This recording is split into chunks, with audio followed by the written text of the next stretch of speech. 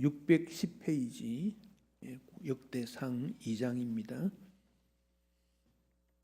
역대상 앞부분이 좀 아주 낯선 부분입니다만은 조금씩 이렇게 내용을 찾아보고 또 우리가 전부 이해 못하지만 부분적 이해만이라도 하면 유익하리라 생각합니다.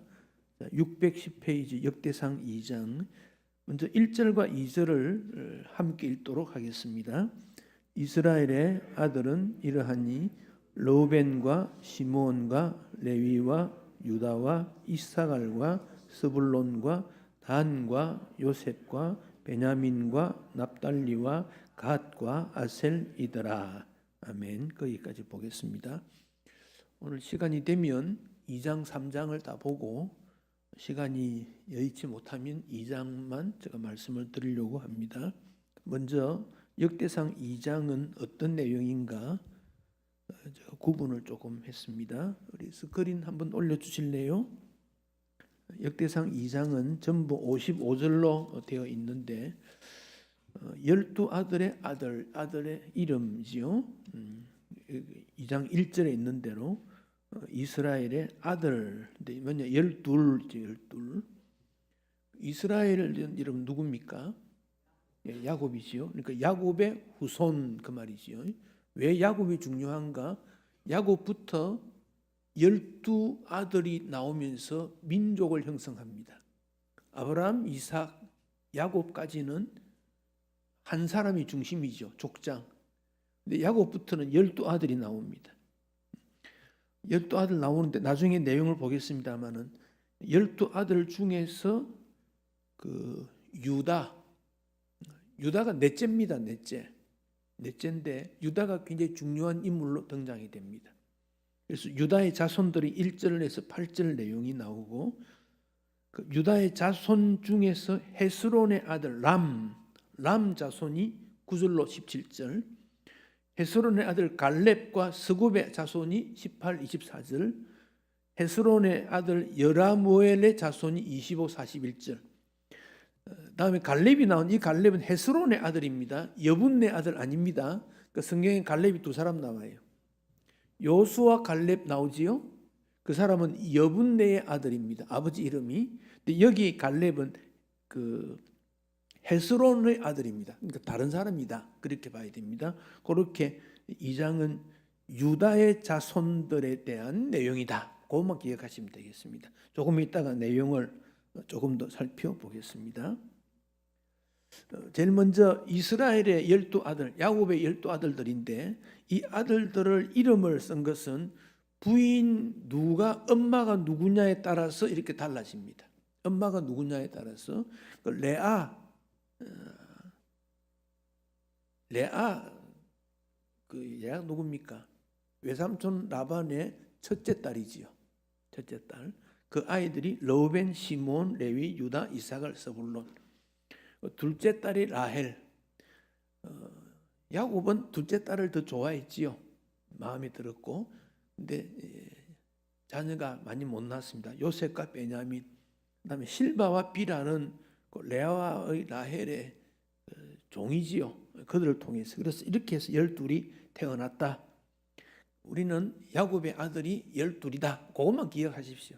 이거 다 외우지도 못하고 또 외웠으면 또 어쩌게 하겠습니까? 자, 그 중에서 유다에 대한 관심을 오늘 가져야 됩니다. 유다가 넷째인데 이 유다는 한마디로 지도력이 아주 뛰어난 사람이다. 그렇게 보면 됩니다. 그 아들들 야곱 아들들의 직업이 뭡니까? 야곱의 아들들이 뭐 했습니까? 목수급이지요. 그럴 때 아버지가 그 요셉과 라헬, 베냐민은 보내질 않았어요. 특별히 사랑했거든요. 나머지 10명이 목축업을 한 거예요. 그래 하는데 특히 아버지 야곱이 요셉을 특별히 사랑하니까 성경에 보면 채색 옷을 입혔더라. 칼라로 된 예쁜 옷을 입혔지요. 그래서 아버지의 심부름을 가잖아요. 그래서 아들들이 요셉이 보고 저 꿈꾸는 자가 왔다. 저거 조금 혼내야 되겠다. 그 처음에는 죽이자 그럽니다. 여러분, 형제들 사이에도 참 죽이는 일이 일어나는 게 이 세상입니다. 이게. 그때 유다가 생명은 보존하자. 그래서 팔지요. 팝니다. 그 유다가 요셉의 생명을 건져주게 됩니다. 그 다음에 이제 시간이 많이 흘러서 요셉이 이집트, 애굽에 가서 여러 가지 참 어려움을 겪어만 다음에 총리가 됩니다. 총리가 되는데 나타나는 문제는 주변에 가뭄이 있습니다. 그 전 세계적인 가뭄이 일어나지요.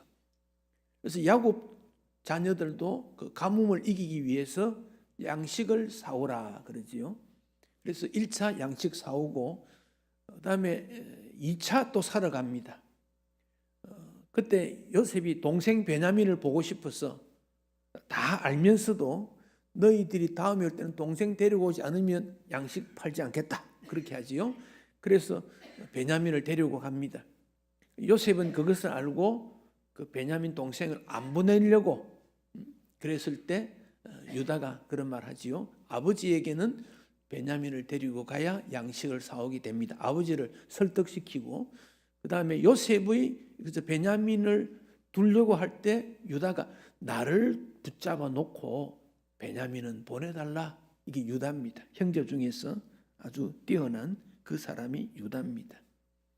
그러니까 이 설득력도 있고 형제들 가운데 지도력도 있고 이런 맞이가 참 중요한데 맞이라고 해서 반드시 그런 건 아닌 것 같아요. 그 지도력의 내용을 보면 그렇습니다. 근데 유다가 다 잘했느냐? 다 잘한 건 아닙니다. 며느리 다말의 이야기가 나옵니다. 그 3절에 보면 2장 3절을 잠깐 보실까요?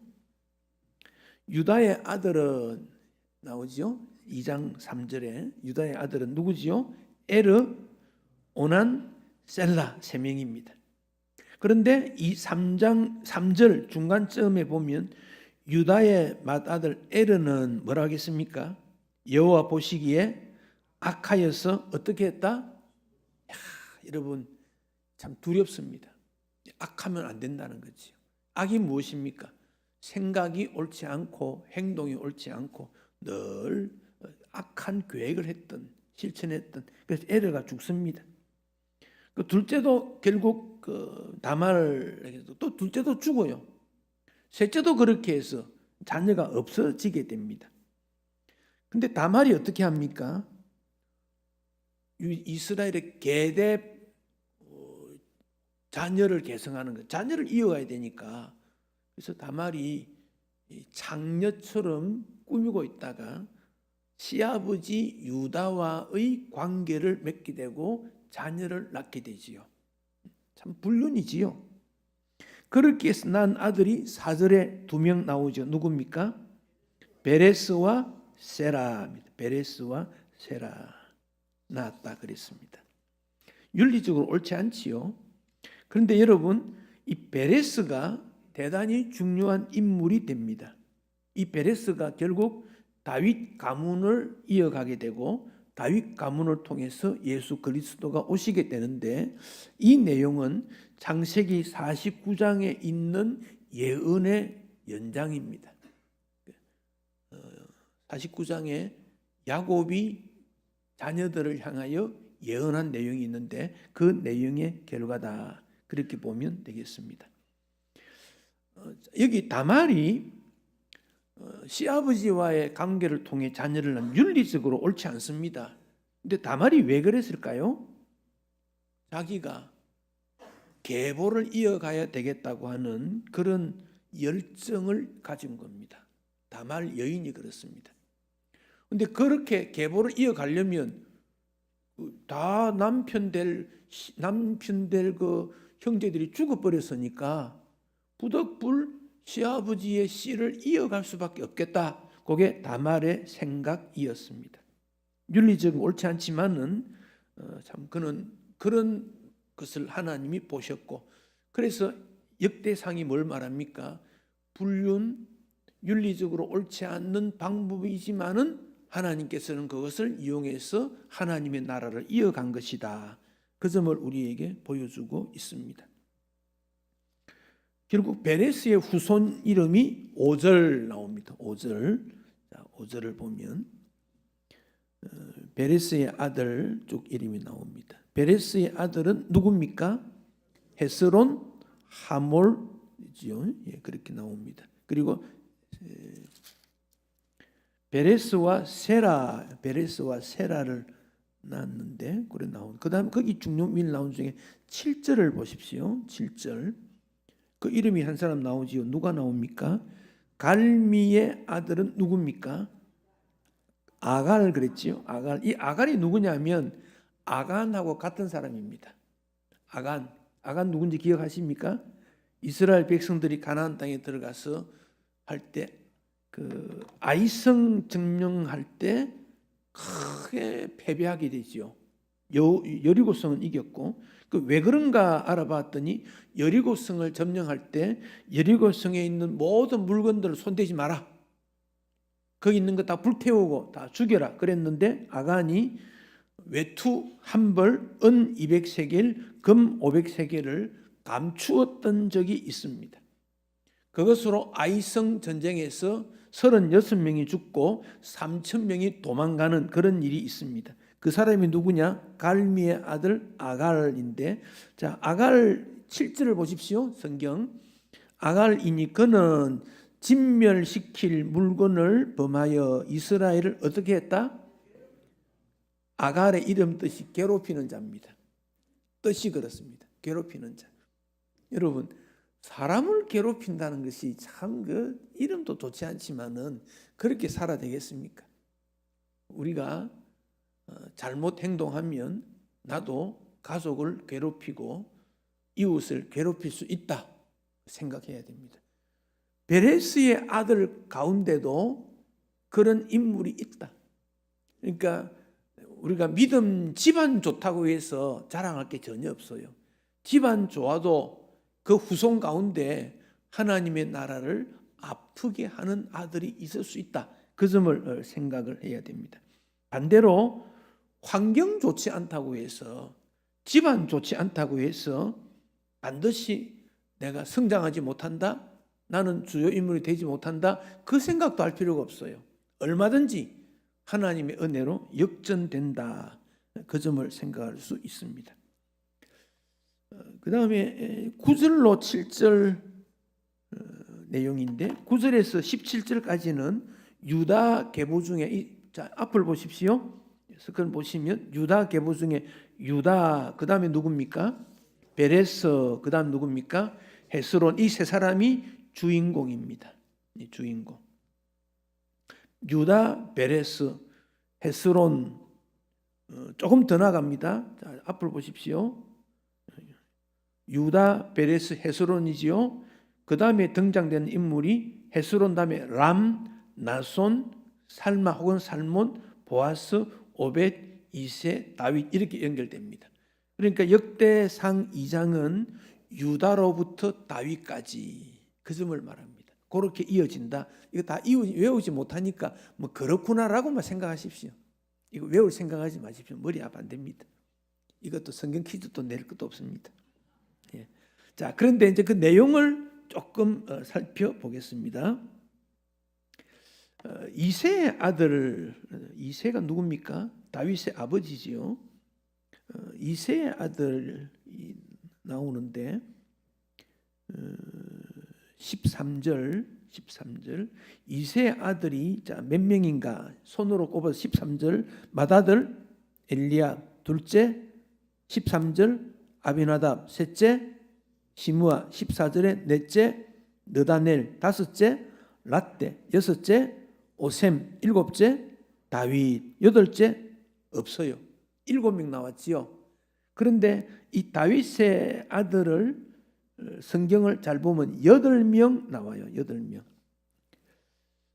그래서 다윗은 8번째입니다. 원래 8번째인데 역대상에는 7번째로 나와요. 왜 그럴까? 한 명은 어렸을 때 죽었을 거다. 그래서 족보에 빠졌다. 그렇게 보면 돼요. 앞에 사무엘상 하에 가면 이새의 아들이 8명 나오거든요. 8째. 근데 우리가 성경 볼 때 틀린 게 아니냐? 왜 다르냐? 한 명은 어렸을 때 죽었다. 그렇게 보시면 됩니다. 자, 그 다음에 9절을 보십시다. 9절을 보시면 헤스론이 낳은 아들은 여라무엘과 람, 걸루벤인데 10절은 람은 그랬지요? 람 맞습니까? 예, 그러면 람의 후손이 쭉 되어 나왔다. 람의 후손 중에서 이어가는 내용들이 이렇게 돼 있다. 앞을 보십시오. 람 다음에 나손, 살마, 보아스, 오벳, 이세, 다윗 이렇다. 여기 살마, 살몬 같은 사람인데 누구냐면 정탐꾼이지요. 여리고서 정탐했던 사람이지요. 그 다음에 11절. 자, 성경에 갑니다. 11절. 11절은 나손은 살마를 낳고 살마는 보아스를 낳고 그랬는데 여기 살몬은 누구냐? 그 정탐꾼인데 이 살마가 누구와 결혼하십니까? 여리고성에 있는 기생 누구? 라합. 그래서 낳은 아들이 오벳, 보아스, 오벳. 그러니까 여기 보면 그 이방인이 있다는 거예요. 이방인. 그래서 역대기의 특징이 뭐냐? 제사장적 관점에서 아담부터 시작되고 이방인들도 포함되어 있더라. 그래서 이 점 에스라가 이 족보를 기록하면서 혈통적 계통의 유대인이 아닌 믿음적 계통의 전체를 지금 우리에게 이야기하고 있다. 역대기에서 그걸 기억해야 됩니다. 그러니까 우리가 어떤 일을 할 때 혈통, 동료 관계 이런 것보다 폭넓혀서 믿음의 사람의 관계를 어떻게 이룰 것인가. 역대기를 기록한 이유가 이스라엘 백성들이 포로에서 돌아왔을 때 하나님의 나라가 어떻게 이어지지 할 때 하나님께서는 아담부터, 다른 성경은 아브라함부터 하는데 에스라는 아담부터라고 하고 이방인까지도 포함된다. 하나님의 언약 속에 이방인, 여자, 죄인 모두가 하나님 말씀 믿음에 따라 순종한 자는 다 포함되는 거다. 그 점을 말씀하고 있습니다. 그 다음 등장되는 것이 18절에서 24절인데 18절 이하에는 18절을 보실까요? 성경 헤스론의 아들 갈렙이지요. 갈렙. 그리고 그의 아들들 이름이 쭉 나오는데 갈렙이 나오는데 그 다음에 21절을 보십시오. 21절 그 후에 헤스론이 60세에 길르앗의 아버지 마기를 딸에게 장가들어 동침하였을 때 누구를 낳았습니까? 서굽. 그러니까 헤스론, 서굽 이렇게 됩니다. 그래서 18절에서 24절은 헤스론과 서굽의 자손들 거기에 대한 기록입니다. 자, 이들의 특징은 뭐냐면 그 성읍을 많이 건설했다. 그게 특징입니다. 성읍을 많이 건설했다. 성읍을 얼마나 많이 건설했는가요? 이거 제가 보니까 23개 성읍을 건설하고 빼앗고 60개 성읍을 관할하고. 그러니까 헤스론의 아들 후손들 유다 지파입니다. 유다 지파의 헤스론 그 밑에 있는 사람들은 이제 영역을 많이 넓혔다. 영역을 넓혔다. 그러니까 우리에게 어떤 주어진 일이 믿음의 사람을 훈련시키는 것도 있고 영역을 넓히는 일도 있고 다 이런 일이 있더라는 거지. 믿음의 세계에서. 그래서 아브라함에게 뭐라고 합니까? 자손과 땅을 약속했거든요. 자손과 땅을. 그래서 어떤 경우에는 후손이 이어가고 어떤 경우에 영역을 넓히고 그것을 역대기에 했다. 그 점을 말씀하고 있습니다. 자, 20절을 한번 보실까요? 20절.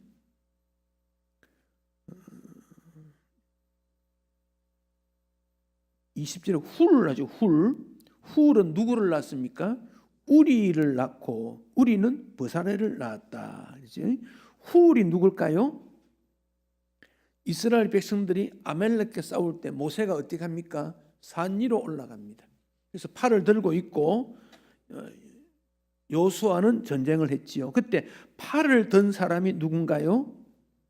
아론과 훌 나오죠. 여기 훌이 그 사람입니다. 여기 훌, 양손을 들어주었던, 해가 지지 않도록 팔을 들고 있었던 사람. 그러니까 훌은 뭐 했던 사람이냐? 돕는 사람이었다. 모세를 돕는 것이 그의 사명이었다는 겁니다. 그러니까 우리 사명 중에 뛰어난 사람도 있지만 이렇게 협조자, 협력하는 사람, 이름이 유명하지 않지만 돕는 사람, 그가 훌이다. 그렇게 보시면 됩니다. 그 다음 20절에 우리는 버사레를 낳았다. 자, 버사레는 누굽니까? 이스라엘 백성들이 광야 생활할 때 모세에게 하나님께서 뭘 명령합니까?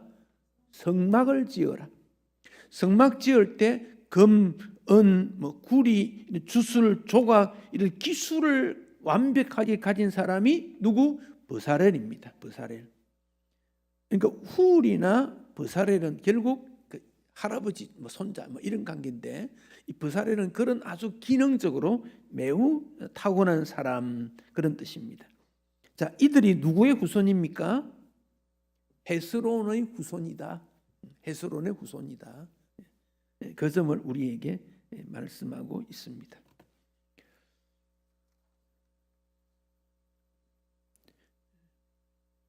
그 다음에 25절부터 41절 내용, 25절부터 41절 내용인데, 이 헤스론의 후손 중에서 25절을 보십시오. 헤스론의 맏아들 누굽니까? 여라므엘의 아들들, 자손들이다.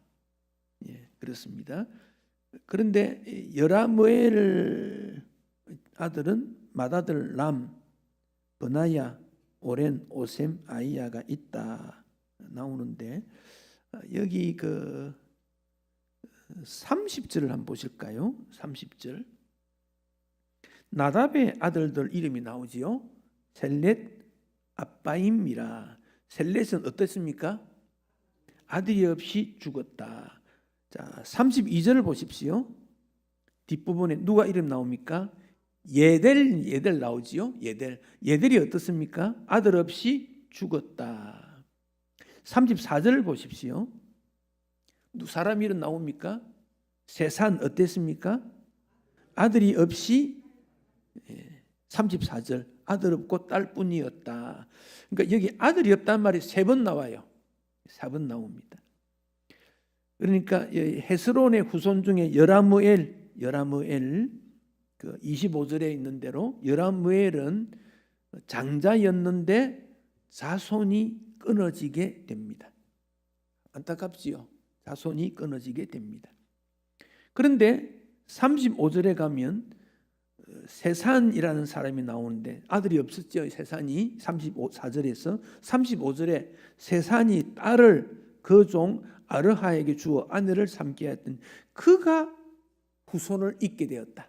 그 딸도 후손을 잇게 되었다. 그런 말입니다. 딸도 잇게 되었다.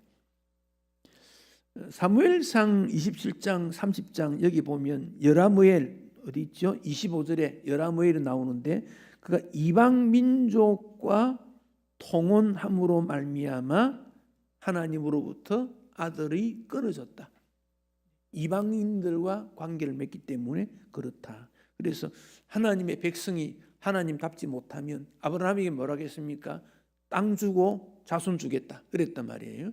그것이 이 여라므엘 후손 중에 세산은 끊어지게 되었다. 창세기에 있는 내용이 그대로 이어졌다. 그 점을 보여주고 있습니다. 그 내용으로 살펴보시면 되겠습니다. 그 다음에 42절부터 다시 갑니다. 42절부터 또 여라므엘의 아우 갈렙의 아들, 갈렙이라는 사람 또 나왔습니다. 누구냐? 헤스론 아들인데 맏아들 이렇게 나오죠. 여기 갈렙이 18절에 나오고 42절에 또 나와요. 왜냐? 2번 나옵니다. 2번. 갈렙의 자손들에 대해서 2번 이야기하는 내용은 이 헤스론의 아들 갈렙이 유다 지파는 말할 것도 없고 이스라엘에게 크게 영향을 주었기 때문에 2번 말했다. 그렇게 보시면 되겠습니다. 그런데 이 내용을 좀 특징을 보면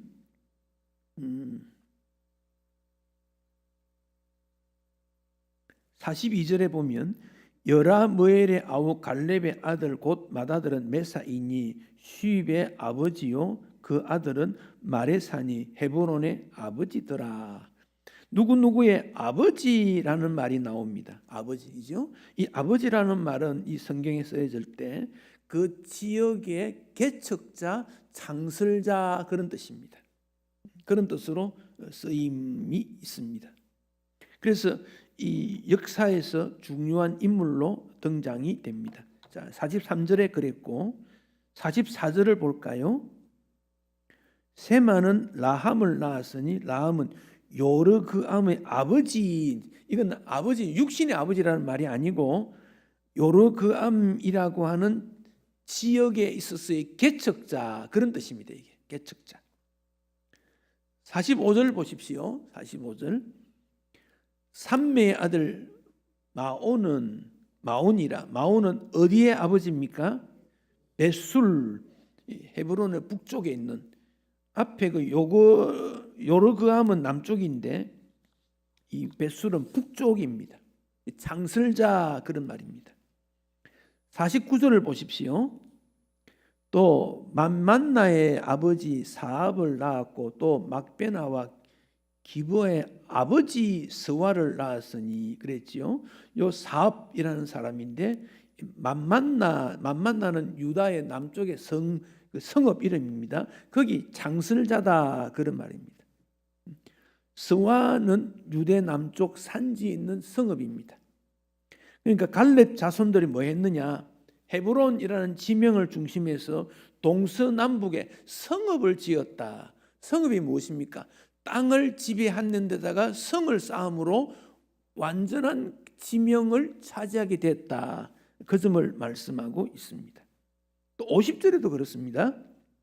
50절을 보실까요? 갈렙의 자손 곧 에브라다의 맏아들 후울의 아들은 이러하니 기랏 여아림의 아버지 소발. 이것도 마찬가지 아버지라는 기랏 여아림을 창설한 사람이다 그런 뜻입니다. 소발이 기랏 여아림을 그 도시를 창설했다 그런 뜻입니다. 51절 베들레헴의 아버지 살마 그랬죠. 살마는 베들레헴의 창설자다. 그 다음에 백가델의 아버지 하벨의 창설자는 백가델이다 그런 뜻입니다.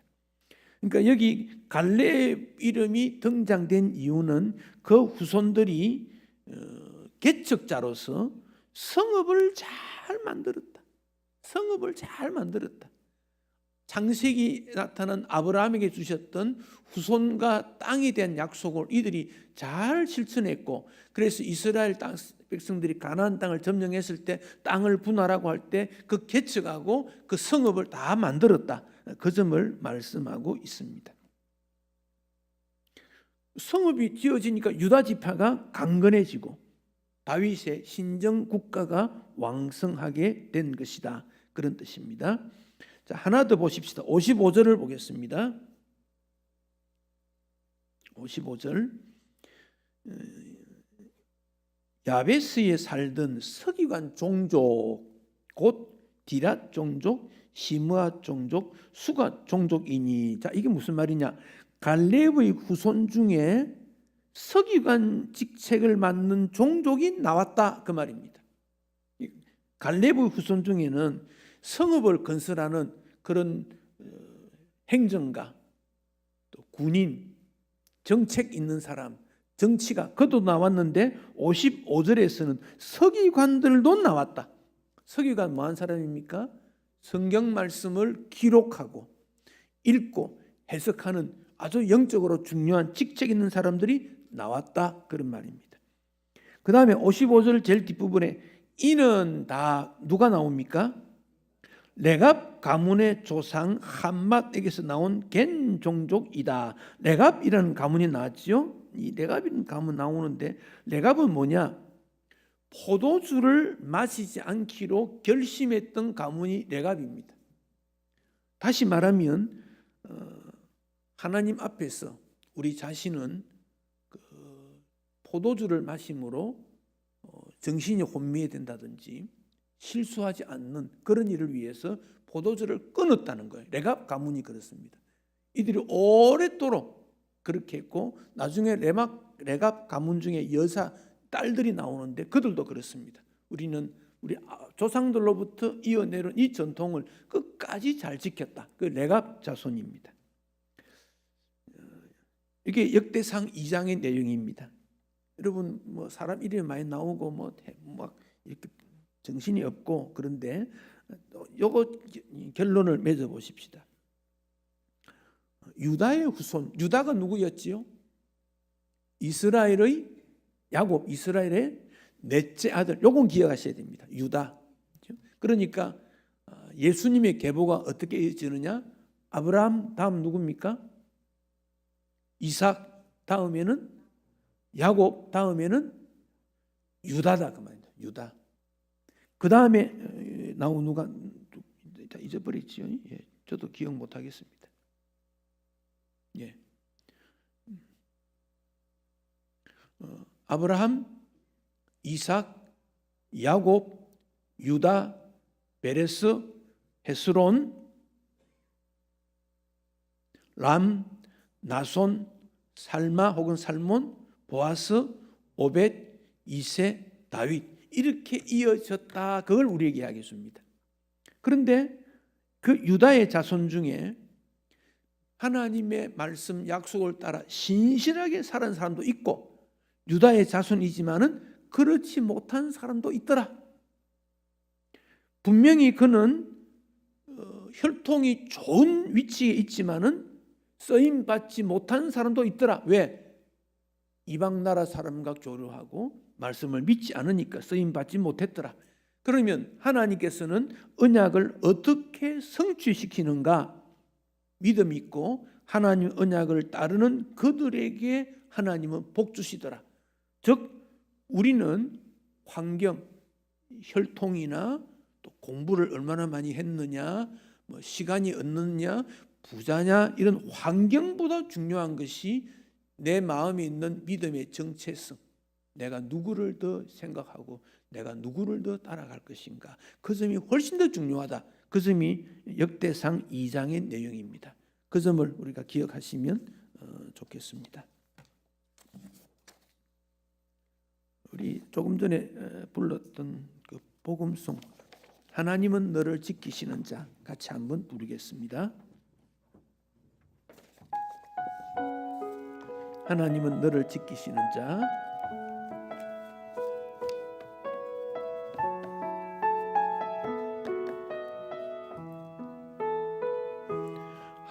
하나님은 너를 지키시는 자 너의 우편에 그늘 되시니 낮의 해와 밤의 달도 너를 해치 못하리.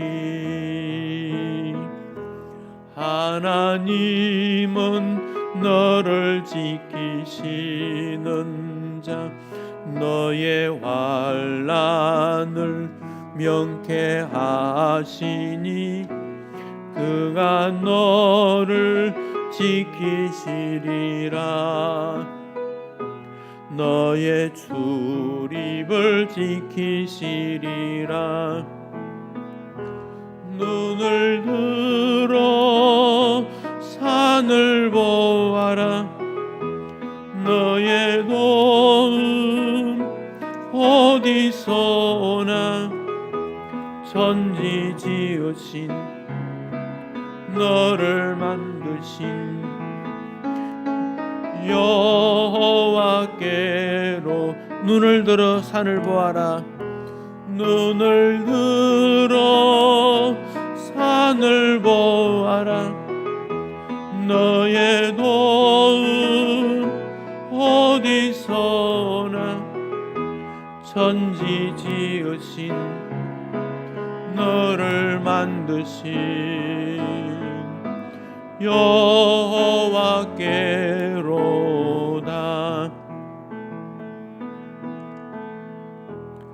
여러분 역사라는 것은 참 정확합니다마는 과거보다 지금이 더 좋고 높아지고 잘해야 된다. 이게 역사관인데 기독교 역사관은 과거보다 현재가 못합니다. 못합니다. 다음 세계는 지금보다 더 못합니다. 왜냐? 세계 환경 때문에 그렇습니다. 온 세계의 불신의 환경, 영향력. 거기에 우리가 젖었잖아요. 유치원 입학생부터 학교 다닐 때 뭘 배웁니까? 학문은 세계에서 배우지만 신앙을 배우지 못하거든요. 그럼 교회에서 신앙 배울 수 있느냐? 아주 약합니다. 아주 약합니다. 집안에서 신앙생활 하느냐? 없습니다. 부모가 모범되느냐? 모범 못 됩니다. 사회에서 신앙훈련 받습니까? 안 됩니다. 과학은 발달하고 세계는 발전합니다. 정치, 경제, 문화, 사회 전반적으로 발전하지만 내용물은 타락된 모습들이 얼마나 많은지 모릅니다. 그렇다면 지금 우리가 우리의 선배들과 비슷한 신앙을 하려면 몇 배의 영적 능력과 노력을 기하지 않으면 안 됩니다.